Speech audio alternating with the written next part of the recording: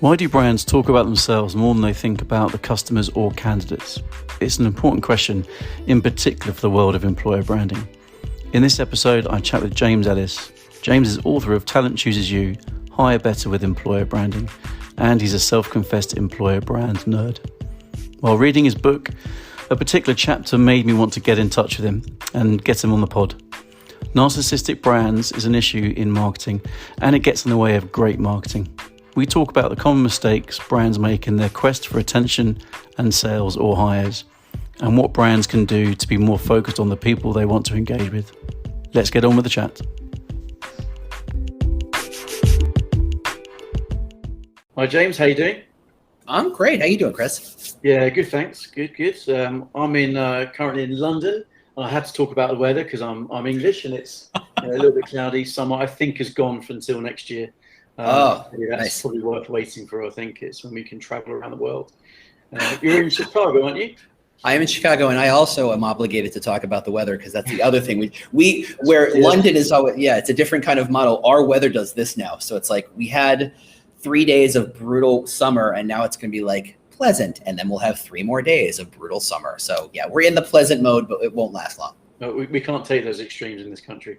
Oh. Not at all. But, so thanks for joining. No, you're busy, but I thought, see a lot of your content on LinkedIn and have been, engaging in it, and it's particularly with the, your Talent Chooses You book, Hire Better with Employer Branding. And it was fantastic to see you made it open source on Google Docs. I mean, that's brilliant. And something that I think stood out for me, which would be good to talk about for this episode, because it really resonated with me, is you saying, companies are the worst kind of narcissists, with huge teams of people devoted to taking any line of information or inquiry and turning it back to the company's perspective. So I thought I've got to talk to James about that. So before we talk about that, let's just do a bit of an intro into yourself and tell us a bit about the book. Sure. I'm James Ellis. I am an employer brand nerd. I am obsessed with employer brand. I've been this way for about 7 years now. I've done agency work and in-house work and consulting work and sales work. I've done kind of all perspectives on it. I just adore it. I just love employer brand.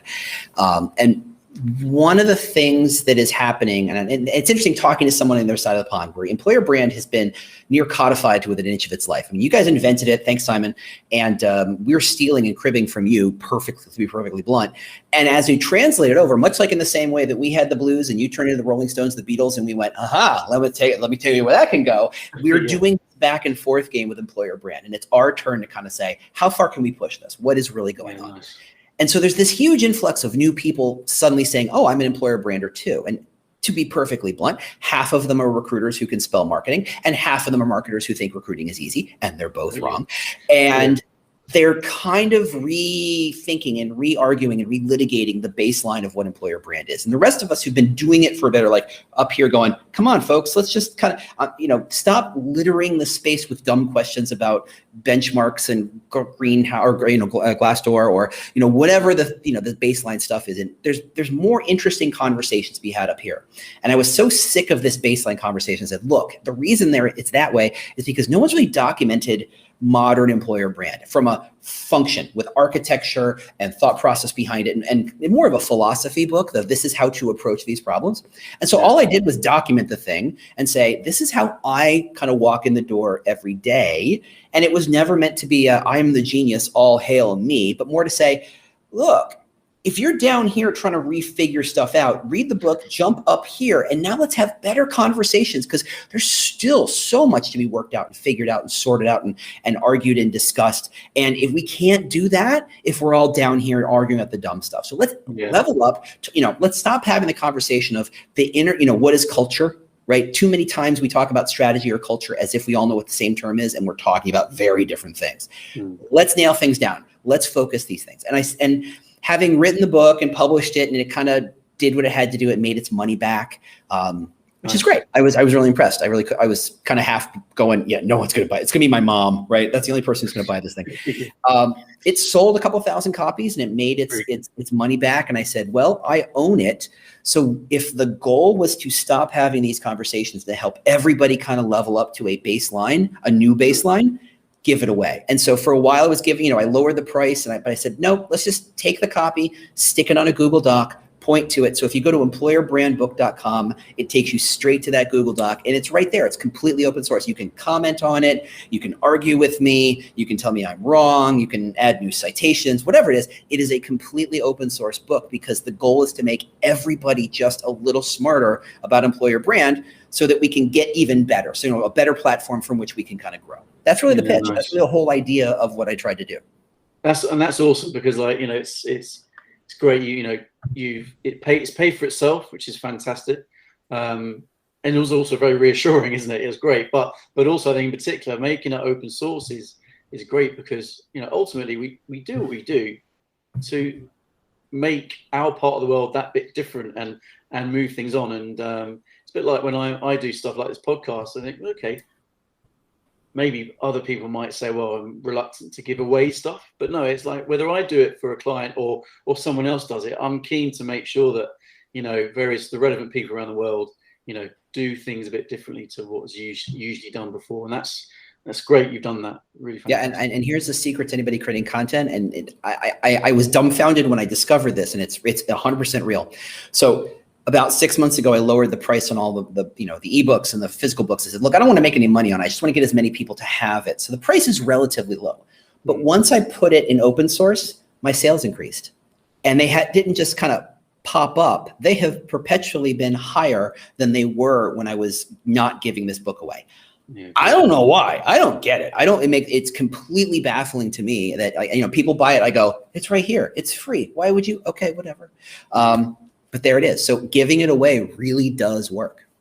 One for the bookshelf, I think, especially for what will still remain as, a certain amount of life will be Zoom calls.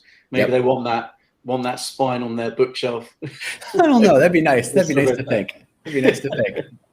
Yeah, brilliant. So I think, it's in particular. So I think, okay, my podcast is around content marketing. I kind of whacked employer in front of it because I think employer content marketing is such a good opportunity for brands. And so therefore, when I read your phrase in the book, the quote in the book, companies are the worst kind of narcissists with huge teams of people devoted to taking on any line of information or inquiry and turning it back to the company's perspective, I thought was absolutely, spot on. So what made you why did you want to go down the route of saying brands are narcissists?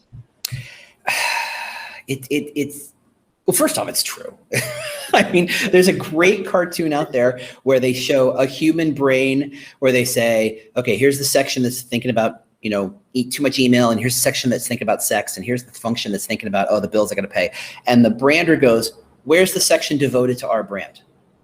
And the answer is that's how most branders walk in the door. Let's figure out who's already thinking about our brand like 24/7, whether it's candy bars or cars, it doesn't matter. So they're already thinking about it. It's like, no, I'm real busy. My brain is filled with all sorts of worries and nonsense and junk I got to do and my job and my daughter and my wife and my house and my taxes and all this stuff. Yeah. There is no room whatsoever for your brand, for it just to kind of be sitting there percolating, going, I can't, doing like mentally it's doing the rumba. It's kind of thinking, oh yeah, we're just waiting here to talk about pickles, right? Well, it's like, no.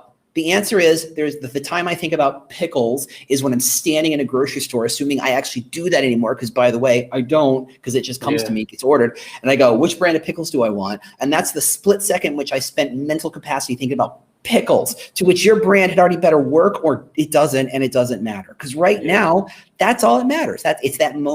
Google calls it the zero moment of thought or consideration or whatever.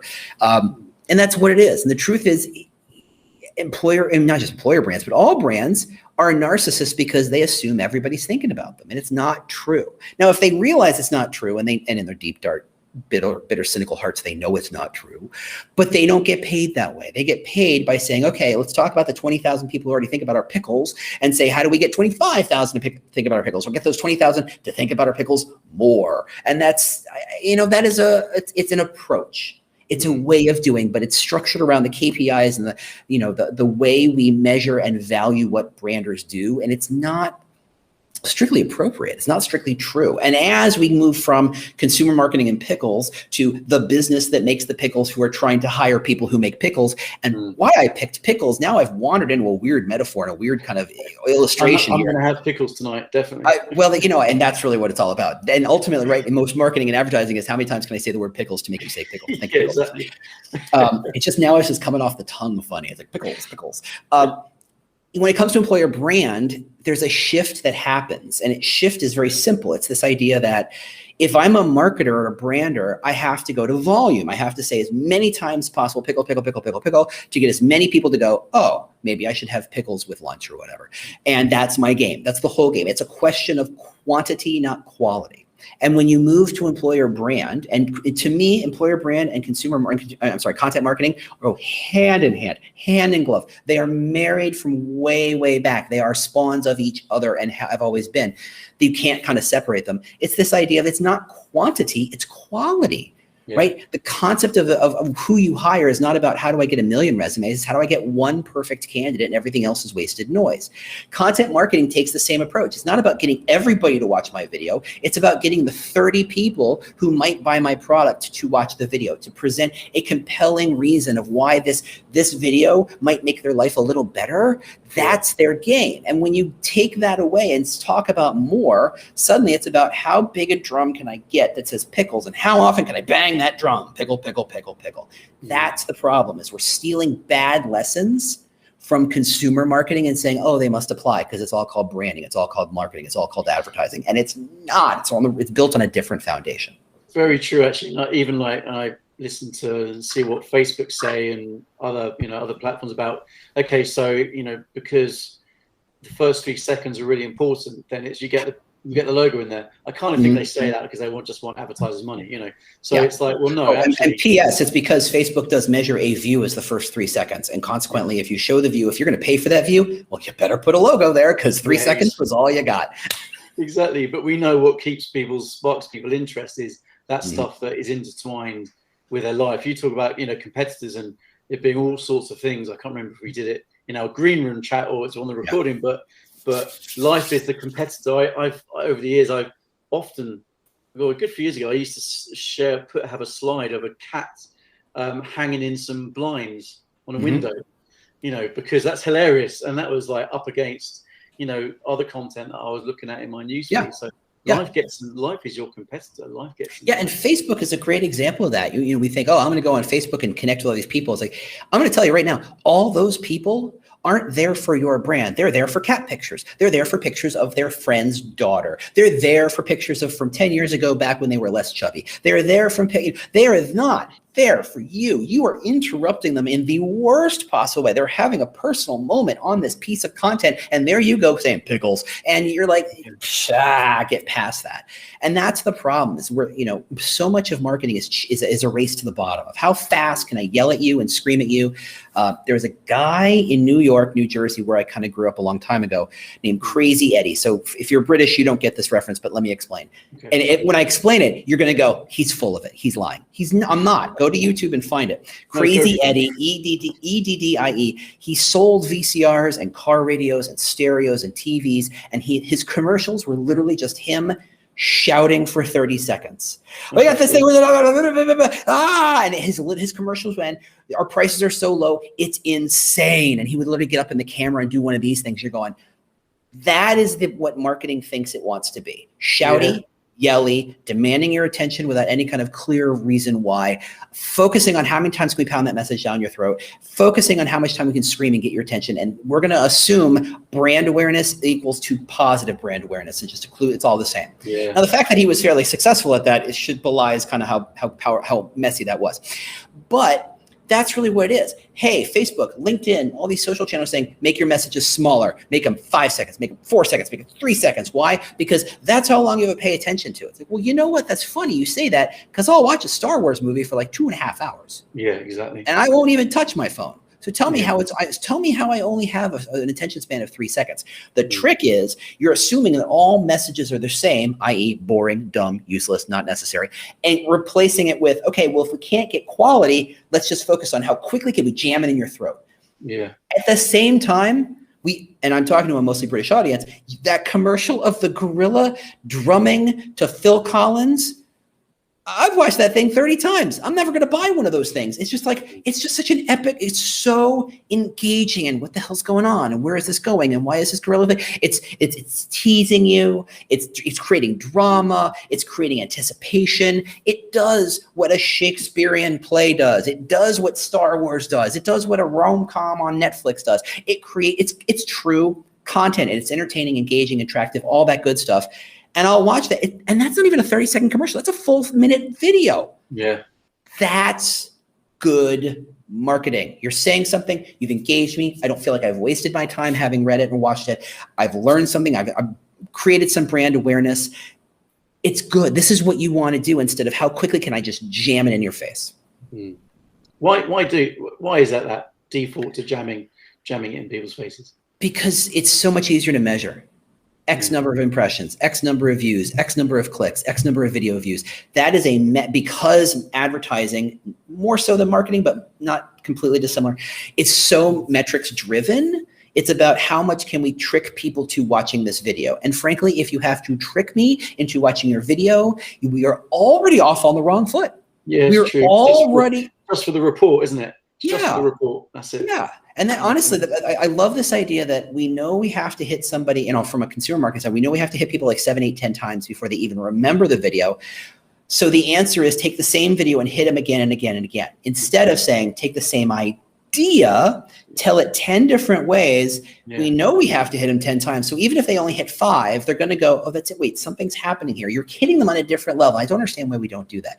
And that's the problem, is that it's so metric driven and so, and let's be perfectly blunt, it's so agency driven, who are there to spend your money. And it's cheaper for them to spend your money to make one ad and push it to 1 million different places than it is to make 1 million ads and push it to one person who will guarantee that sale. Yeah. They just don't think that way. They think in kind of laws of scale, and that's going to justify and think through that kind of mentality. And then you have massive architectures of Facebooks and LinkedIn's and all these other places that are built around that expectation of one ad said to 1 million people. Okay, how do I take my slice of that pie? How do I take my piece? So it becomes a structure dependent on how much can you yell. And the funny thing is, every time someone breaks that model and comes in it from somewhat orthogonally and said, okay, I'm coming in from a very different direction, telling a different story, even if they don't spend money. Everybody remembers the Harry Shaving Club commercial. Everybody knows that one. They spent no money on that thing. They didn't spend money to promote that thing. They came in it from a different angle. They didn't say, how do I make a commercial and get it to 1 million people? They said, how do we make a commercial so interesting that 1 million people would want to watch it? And they went. That is where the really interesting parts of content marketing, employer brand marketing, all that stuff is happening. It's on the edges where people are going, I can't spend $1 million. I can't buy a Super Bowl ad. I can't shout to the rooftops to 1 million different people. So I have to come and find creative ways to hit these people in various different ways. And the trick is, it's easy to do if you are willing to be interesting. And that is where things get scary, because being interesting means being different. And if there's anything less scary than being different, everything, people terrified of being different. Like, I love this line somebody said, I think it was, I can't remember who said, this idea of everybody wants to be unique, but no one wants to be different. Yeah. If you can't riddle that out, go ahead. I guess your only choice is to spend money, because that's the only way you could be different. You're going to try and outspend and outshout your opponents. If you can be different in a way that people go, oh, that's interesting, you're in. Yeah, actually, we mentioned this just in our green room chat, is that everything you're saying, I think for me, the phrase I've said, and I mentioned actually in a conference recently, was this thing about audience isn't found, it's created. I've seen time and time again the brief about the target audience. It's like, well, hang on a minute, that even that term audience is kind of is steeped back in history, when actually we didn't even have maybe remote control. Maybe that's as far back as we're going. Yeah. They're ready and waiting to hear from you. And I think, and I love when you're talking about consumer against employer branding. It's like it's the challenge is even more, because to be employer of choice, I'm not sure about that. A passive job seeker, that even suggests they even might be considering a job. Aren't the best people the ones that are fully invested in their, Hello, darling. You all right? you want to come and say hello to my work friend and then say goodbye? This is James. Say hi to James. Oh, hello. What's your name? No, it's Eva. Your name's Eva. Eva? Hello. Say hello, goodbye. That's all right, isn't it? She knows. Okay, let's go and get to Super Pia's Let's she see. knows. Actually, going back to the 3 seconds thing, Eva, she's going to be 3 next week, and she skips ads already on YouTube. Yeah. You know, she has no patience whatsoever, you know, Nope. for stuff that's not relevant to her, what she craves, you know. Yeah, even Google knows that no one wants those ads to the point where they actually track the number of people who hit skip and qualify the hitting of the skip button as an engagement, which is so sad, so sad. So if you look at like laundry detergents, and I don't know the name brands over there, but the name brands here, who cares? They're all the same. And none of the commercials say our soap will make your clothes dirtier. Yeah. They all say the same thing. We will make your clothes cleaner. How one differentiates between brands, I have no idea at all, other than I think you just become acclimated to the color of the bottle as you grab it off the I was shelf. going to say colors, actually, absolutely, yeah, definitely. It's it. Are you a blue bottle? Are you an orange bottle? Are you a red bottle? Who are you? And, you know, honestly, I can tell you, I know exactly what the shape of the bottle that's orange looks like that I grab, but I couldn't tell you what the name on the front is. So that should tell you a lot right there. Now, that sounds crazy, and yet somehow that's exactly how certain companies who will remain nameless because they have more money than I do hundreds of millions of ad spends every year to get you to buy the orange bottle instead of the red bottle. Now, take that thinking and how crazy it is and apply it to employer brand, and you get the same message. It's called, we're a great place to work. No one says we're a bad place to work. Okay, so that should be kind of like baseline stakes, except obviously we've all worked in places where it's like, this is a horrible place to work. How did we end up here? So saying we're a great place to work, sadly, is enough of a interesting thing to say that everybody seems to say it. And frankly, everybody does say it. The trick is that's a phrase that's only half a phrase, because we're a great place to work doesn't finish the sentence of for whom. For whom is this a great place to work? Everybody knows people who want to work at that crazy startup where everything's, you know, they get lots of chances, they wear lots of hats, and everything's go, go, go and crazy. They might get a huge reward at the end of the IPO and yada, yada, yada. And everybody thinks that's an amazing place to work. Yeah, for crazy younger people who have less risk to worry about and don't have families to, and who can take those gambles and who have that kind of time, they can say, no, I'm going to dedicate 20 hours a day to this thing. I don't have to worry about my daughter growing up without a father sort of situation. That is a great place to work, but we pretend that that is the great place to work. And then investment firms. The employer for choice for who? Yeah. For whom. And that's the thing is you can tack on for whom to most employer brand messages and that's when you realize this is not a complete thought. This is a tagline meaning nothing. And so the people who are really successful at your place, who are they? And that's where you get back to this idea of the audience is created, not discovered, because they're not sitting around waiting for you to tell them, hey, I have jobs. They know you have jobs. Yeah. You could hide the apply button on 2/3 of companies' websites and people would still find ways to apply. It's not that they don't know how to apply. It's not that the apply process is too long and complicated. We've made it so it's 2 clicks and you're done. That doesn't matter. What matters is why. What matters is why am I going to be successful here? And that's the thing. And I tell recruiters this all the time. I said, for all the candidate journey stuff we talk about, at the very last moment, that moment where you slide the virtual offer across the table, the virtual table with the virtual pen and the virtual number on the piece of paper, which is the most important thing. Yeah. That's the moment when you think this is a yay or nay moment. And you think all you have to do is make sure the number is big enough, right? That's everybody's thought process is that number big enough. And what they don't realize is on the other side of that table, the question that person really has is not, is this number big enough? Frankly, it is, but only because we've distilled it to that, which is sad. The real question on their mind is, does this make my life better? Does more money make my life better? Yeah, but you have to spend twice as much time at work. Oh, whoa, whoa, whoa, wait, maybe it is. Maybe this number is not the end all be all of this thing. How does it make my life better? And I think most recruiters stop kind of selling, if that we can take the pejorativeness out of that term, and they stop pitching, explaining, and defining, and shaping, and influencing. They stop because they said the piece of paper is all that matters and the number is all that matters. No, what matters is the answer to the question of how does this make my life better? For many people, many smart, talented, engaged people, they will work in a nonprofit and take less money because choosing that solution makes their life better in the following ways. And how do they know? Because the recruiter pitched them on those ideas. So recruiters need to be about, look, it's not about what you think. It's not about the number you put together. It's about them. It's about how does this make their life better? And recruiters and I don't mean to step on recruiters because I love them. It's that it's easy to forget that step at the very end. And if you can't nail that down, don't bother.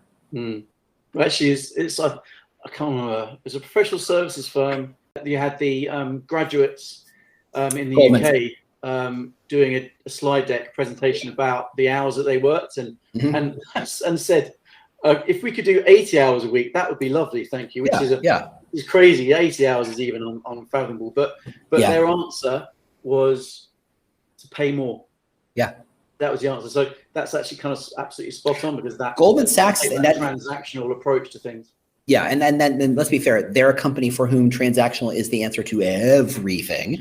And I remember when that story hit, and everybody in my industry kind of went, oh, that's going to really screw up their employer brand. And I feel like the only person going, no, it's proved their employer brand. No one went, I'm going to go work at Goldman Sachs to save the whales. I'm going to go work at Goldman Sachs because the work-life balance is so gosh darn great. I'm going to go work at Goldman Sachs because it's going to make me feel good as a human being. No, what each and every one of those employees and applicants and candidates thought was, I'm going to be rich. I'm going to never fly coach again. I'm going to be independently wealthy by the time I'm 40. That is all they thought, because that's the pitch that Goldman Sachs gives out. And for people who are measured purely on money, and let's call it 10% of us, great. I don't begrudge anybody making money, as much money as they can, unless they try to use it to make a rocket to get the hell out of this planet, but that's neither here nor there. But for the 90% of us who go, we balance that money number with other factors, that's not a great place to work. All Goldman Sachs did was saying, that's who we are. We're pretty clear about it. If you go to their website, everybody's wearing really nice suits. Everybody's wearing really expensive watches. That's not an accident. That's their signal to say, we're here for the money. We're not here to save the world. We're not here to make people's lives better. We're here to make ourselves some piles of cash, yay or nay. And that's what it's about. And for 99.9% of the businesses, that's not what it's about. That's good. That means, okay, great. What are you about then? So to me, it's like those things that seem like, like negative indicators. I'm like, no, it's proving, it's validation. This is really what this company's all about. Make no mistake. And every one of those graduate students who walked in, they knew they were working 80, 90, 100 hours a day. They're just hoping they can kind of band together and squeeze a little more, which frankly, good for them. But hey, whatever. Yeah, well, it's really interesting. It's so you're saying that brands have a big element of narcissism about them, and okay, if we're to think about, if we're to say that which is true, audiences are there to be created, not to be found. In your kind of view and what you've seen and conversations you've had, what does a brand need to do to be a little less narcissistic? Step one is to understand why people would engage with you. What is the problem? Yes, we all know at a base level, if whatever we're selling, it solves some sort of problem and we just want to get people to get it. The problem is that we've stolen all the transactional thinking from marketing and applied it to employer brand, a place where relationships matter infinitely more than the transaction. In fact, the transaction, like the best car salespeople in the world are the ones who say, I'm not thinking about this sale, I'm thinking about the car I sell them after this car. And that is a relationship kind of thought, which is exactly what you want every one of your vendors to be, but most of them are here to say, how do I hit my quarterly quota? And I get where that pressure comes from and where that thinking is. I don't think they're bad people because they're just close the deal. The structure, the architecture, the system drives them to that. In recruiting, it is about the relationship, because if I don't treat you well, you're going to tell all your friends and I have now poisoned the well. And that is really what it's about. And Shane Gray really he smacked me in the head with this one once. He goes, look, the trick is you're getting 100 people to apply purely for the sake of disappointing 99 of them. What business on earth survives that way? What business on earth survives that? And that's a good number for recruiting. That's a good number, because I've seen 200-300 people apply to jobs and go, well, there's 299 people are going to walk away pissed off.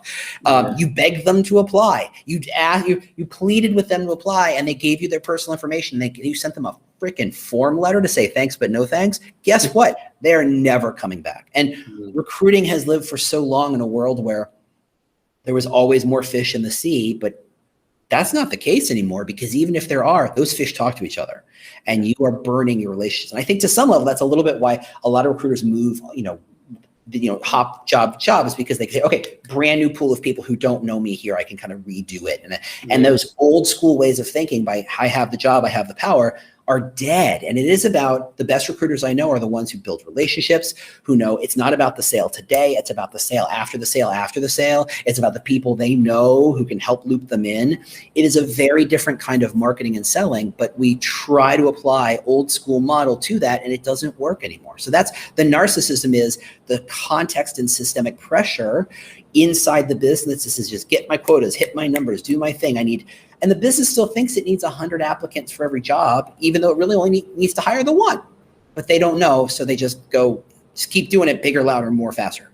And there's a time to hire as well, which is often a big metric, isn't it? Which is, we've got to get these people as soon as possible. But ultimately, I remember having a conversation with a client about it recently. It's like, we're just putting off the pain. We're putting off the pain and the cost until someone is not right for the organization they've joined and decide to leave. So that's costly in terms of reputation. It's costly in terms of reputation that spreads over to other people. But it's also costly in just the thing of having to re-recruit for that role, but also the impact it has on clients and customers.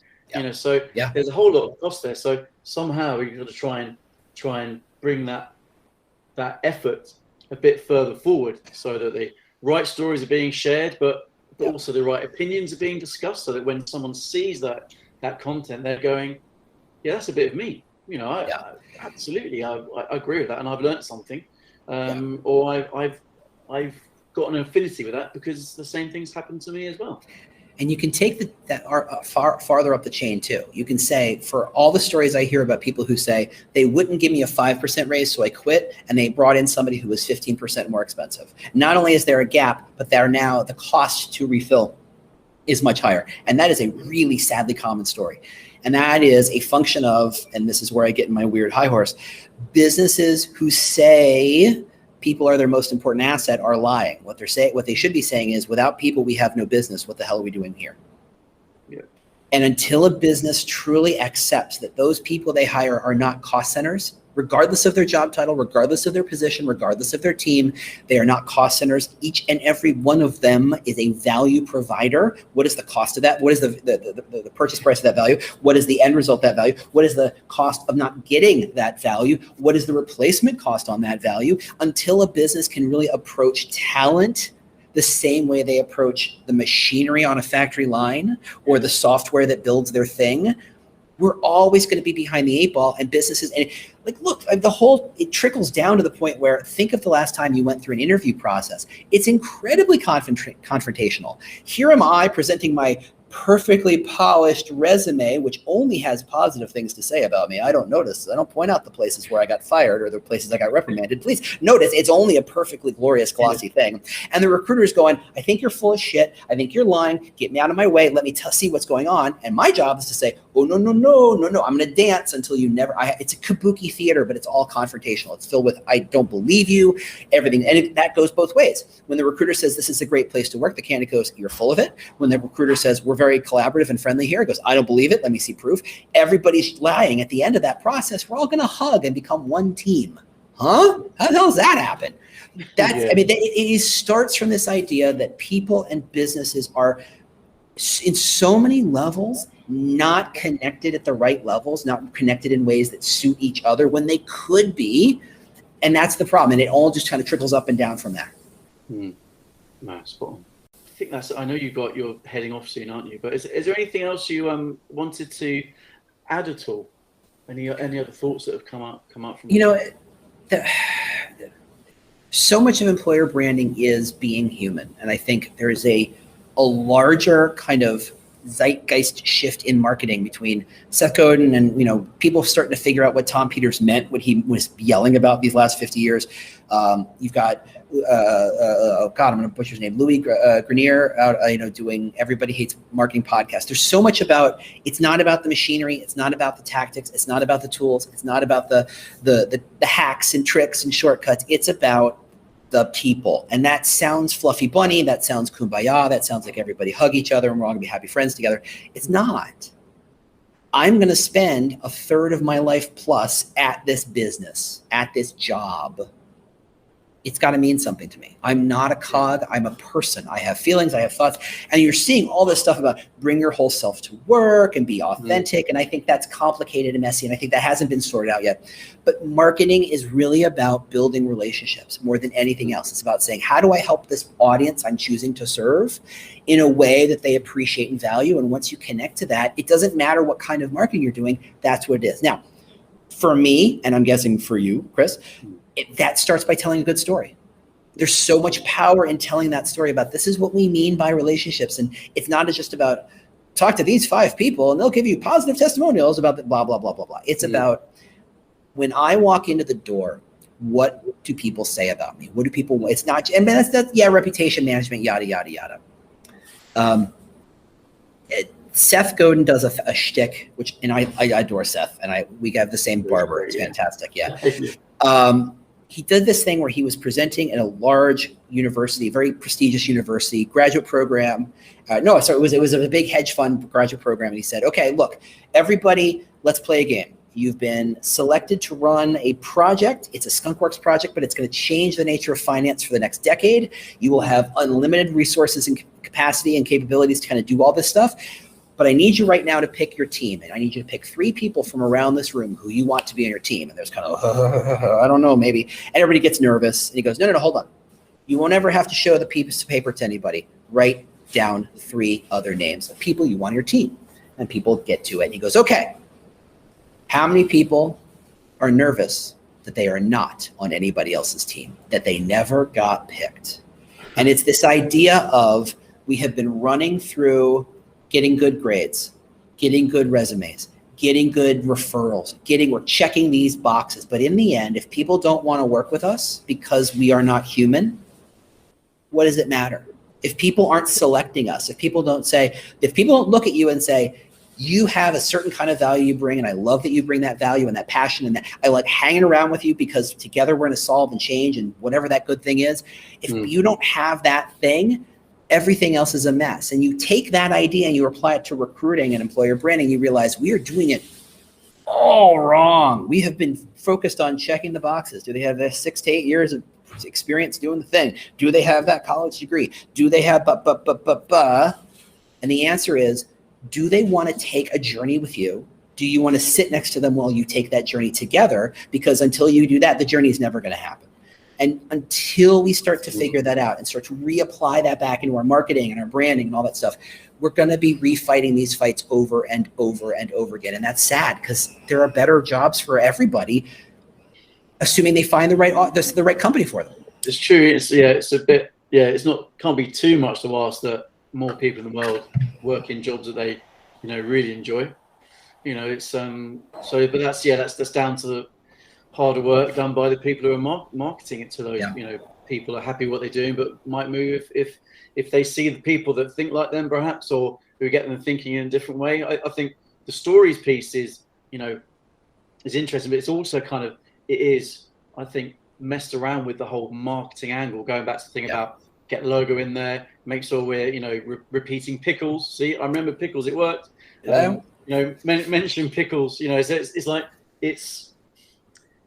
it's not about that really. It's just about listening to someone's story that actually you can resonate with or you can aspire to, but then also it's, I think I call it lights, camera, action content, or no day is the same content. It's like, in a way, kind of marketing needs to kind of get out of the way. I say in quotes, get out of the way, but it's like, I've known people who have been very nervous about, so I don't do videos or I don't do podcasts, but you ask them the right questions and just let them chat, then they know so much.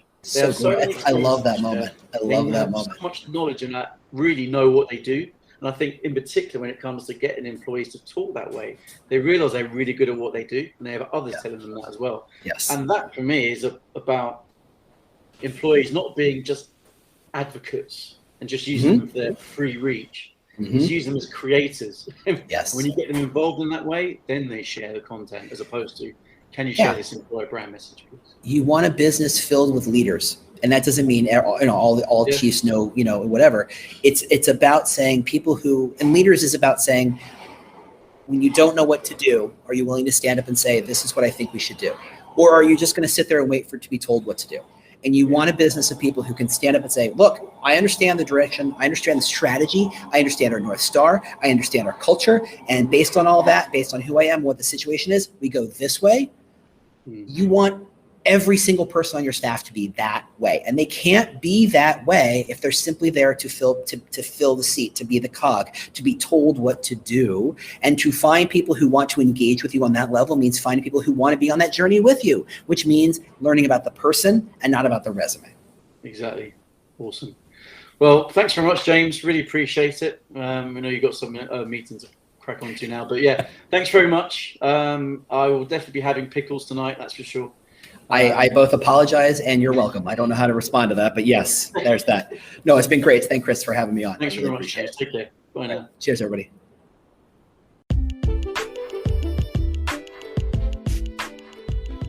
Thanks for listening. And if you enjoyed what you heard, then please feel free to subscribe. And it would be awesome if you could leave a review as well. It really does help.